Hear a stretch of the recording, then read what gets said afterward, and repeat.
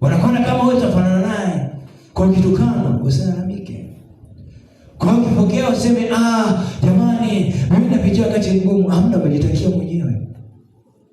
Umejitengenezea shida mwenyewe. Lakini utakapodumu katika kumpenda Mungu, utakuwa katika pendo la Mungu. Sema Roho Mtakatifu, niko tayari mchana leo nigeuze.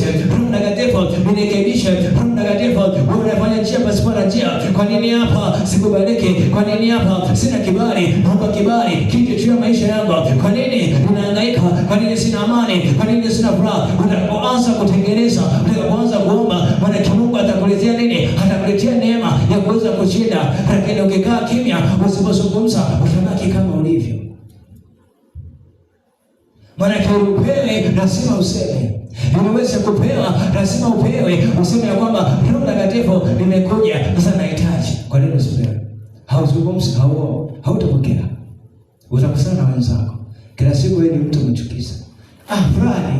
Fulani, hajui kuishi na watu. Yule siwezi kuishi naye. Huyu siwezi kuishi naye. Kwa nini? Tunda la upendo